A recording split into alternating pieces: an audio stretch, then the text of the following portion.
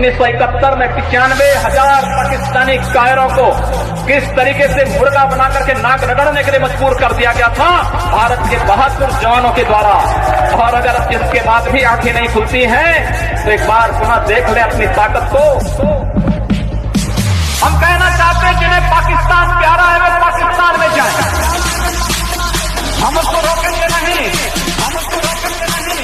जिन्हें पाकिस्तान अच्छा लगता है पाकिस्तान चले जाए, अगर वो चाहेगा तो उसको जाने का किराया भी मुहैया करा देगा। कुछ उम्मीदवार ऐसे जो आपको लगता है कि बीजेपी में हैं जो अच्छे, मैंने कहा ना, भारतीय जनता पार्टी का हर कार्यकर्ता मुख्यमंत्री बनने की क्षमता रखता है और मैं विश्वास के साथ कह सकता हूं कि भारतीय जनता पार्टी का हर कार्यकर्ता समाजवादी पार्टी और बहुजन समाजवादी पार्टी से अच्छी सरकार देने की क्षमता भी रखता है। आप खुलकर बोल नहीं रहे योगी आदित्यनाथ, कुछ ऐसा है जो योगी आदित्यनाथ की पर्सनालिटी के खिलाफ है, बहुत ही गार्डेड बोल रहे हैं, बहुत सोच समझ कर बोल रहे हैं। सवाल उठता है कि बीजेपी में इतने नेता हैं, जब भी लोग हो सकता है अपनी दावेदारी ना करें, आप 5 दूसरों के नाम बता दें दरिया दिली दिखाते हुए कि ये सब बन सकते हैं, चाहे स्वामी मौर्य हो, चाहे केशव मौर्य हो, चाहे।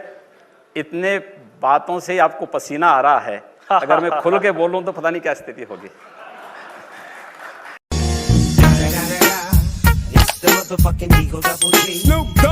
हम मुसलमान वक्त के एतबार से खामोश जरूर हैं, मगर याद रखो हम तुम्हारे जुल्म को भूलने वाले नहीं हैं। हालात बदलेंगे, जब कौन बचाने आएगा तुमको? जब योगी अपने मठ में चले जाएंगे,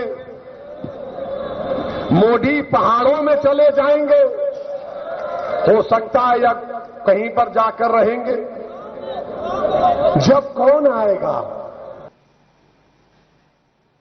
क्या कहेंगे योगी जी? कह रहे जब योगी मठ में चले जाएंगे, मोदी हिमालय में चले जाएंगे, तब कौन बचाने आएगा? ठीक बोल रहे हैं, वक्त आएगा, वक्त आएगा तो हैदराबाद भाग्यनगर भी बनेगा।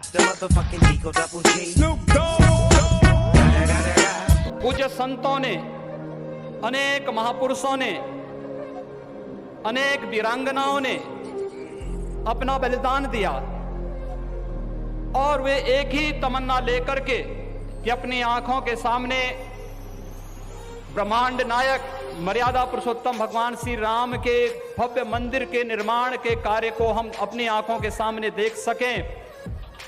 लेकिन संघर्ष चलता रहा, साधना चलती रही, अनवरत ये कार्यक्रम चलते रहे, लेकिन लोकतांत्रिक मूल्य और आदर्शों की रक्षा करते हुए संविधान सम्मत तरीके से, शांतिपूर्ण तरीके से इसका समाधान का मार्ग निकल सकता है।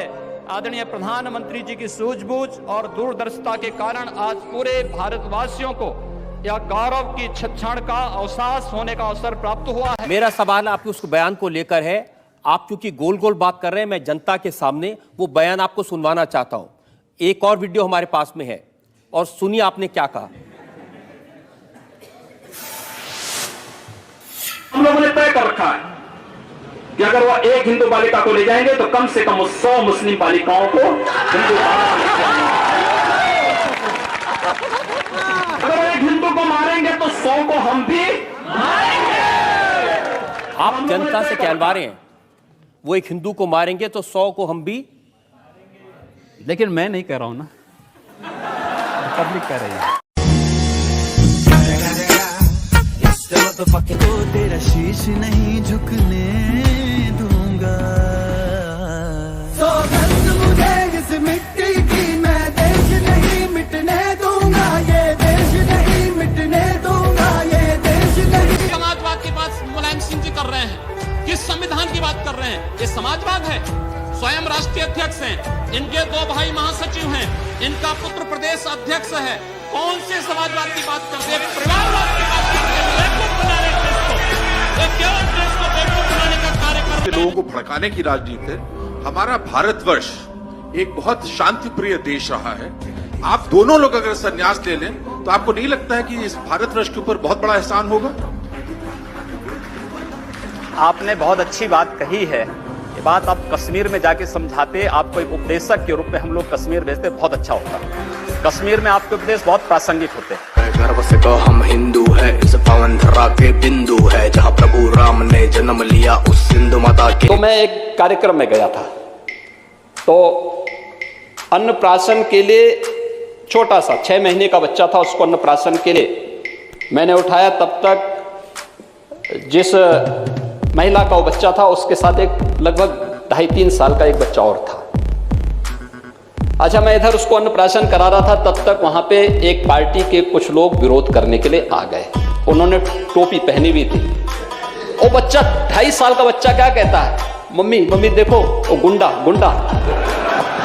अब आप देखिए कि एक 2 साल 2.5 साल का बच्चा के मन में टोपी पहन करके आने वाले व्यक्ति के बारे में क्या धारणा है।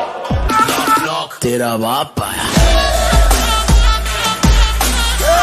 लेकिन जितने दिन सत्ता में नहीं हुए उससे तिगड़े एनकाउंटर हो चुके हैं। हाँ, मैंने कहा ना ये होंगे प्रतिदिन 3-4। अच्छा, मुझे एक बात बताइए, 22 करोड़ की जनता की सुरक्षा और उस स्टेट को जो देश का सबसे अराजक प्रदेश रहा। आपने जिक्र किया कानून व्यवस्था का।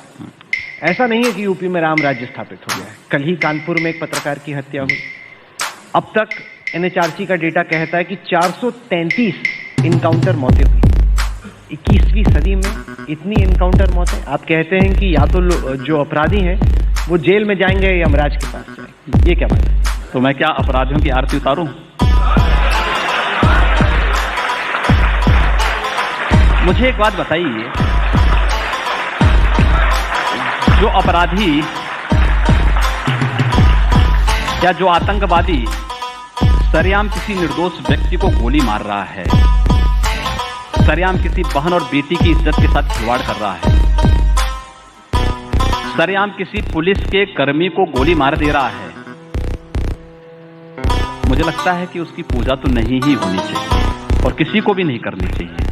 आपसे अगर मैं जुड़े सवाल पूछूं योगी जी, एक तो आपकी छवि है कट्टरपंथी की, ये जब आप प्रशासन में आते हैं ये आपको मदद करती है कि आपको इससे परेशानी होती है?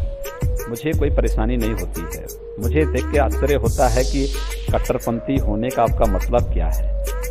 आप तो छवि है आपकी, ऐसा कैसे? अब छवि किस रूप में है? और इसीलिए तो मैं कह रहा हूँ कि सच्चाई को अगर सही रूप में आप प्रस्तुत करते तो आप मुझे कट्टरपंथी शब्द मुझे कहते ही नहीं आते। लेकिन आपने कहा है तो भी अगर प्रदेश के हित में कट्टरपंथी छवि जनता के हित में, उनके हित में ये आवश्यक होगा तो मुझे इस पे कोई आपत्ति नहीं है। आपको लगता है कि 5 साल में योगी आदित्यनाथ आप उत्तर प्रदेश में राम राज्य स्थापित कर देंगे? हम लोग इसीलिए आए हैं। आपको क्या लगता है हम लोगों के आने के बाद अगर राम राज्य नहीं आएगा तो फिर तो मुझे लगता है कि हम लोगों की सब मेहनत बेकार है, व्यर्थ है। उसी दिशा में प्रयास हो रहा है। राम राज्य तब आ सकता है जब सुरक्षा व्यवस्था सबके लिए हो, किसी के साथ भेदभाव ना हो। आपके हिसाब से राम राज्य की परिभाषा क्या? और रावण और मेघनाथ भी मारे जाएं। आपको आमिर खान का फोन आता है, आप कहते हैं अब तुम्हारा नाम कल से अमर खन्ना होगा।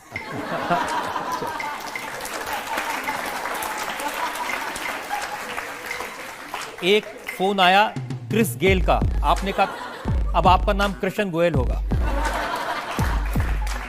अगर यूसुफ खान अपने नाम दलीप कुमार रख सकते हैं तो कोई और भी रख ले तो कौन सी बुरी बात है। तेरा बाप आया। तो राम जी भी स्वप्न में आकर कुछ कहते हैं क्या? हाँ, क्यों नहीं, हमारे स्वप्न में तो आएंगे। मेरे स्वप्न में नहीं आएंगे तो किसके स्वप्न में आएंगे। और मैं जरूर देखता हूं कि भगवान राम का आशीर्वाद हम पर है, भगवान कृष्ण का भी आशीर्वाद हम पर है। पर सपने में वो आते हैं अखिलेश जी के। अखिलेश जी को तो कोसने के लिए जाएंगे भगवान कृष्ण। बोलेंगे कि वे कैसे निकम्मे थे कि सरकार बनाने का पूरा अवसर दिया, एक बार नहीं 4-4 बार दिया, और एक बार तो फुल मेजोरिटी की सरकार देती थी। सबसे पहला दंगा उसी मथुरा से इन्होंने कोसी कला से शुरू किया था। प्रदेश में पहले दंगे की शुरुआत कहां से होती है? इनकी सरकार बनने के ठीक 1 महीने के बाद पहला दंगा होता है, यानी 1 महीने के अंदर ही शुरू होता है कोसी कला से। और जब सरकार का कार्यकाल समाप्त हो रहा था उस समय भी इनकी दंगा, अंतिम जो दंगा हुआ था इनका मथुरा में ही हुआ था, जवाहर बाग की घटना। गुरुदेव रविंद्रनाथ टैगोर ने एक बात कही थी, उन्होंने कहा था अगर भारत को समझना है, अगर भारत को समझना है, बैठ गए आप। तेरा बाप आया।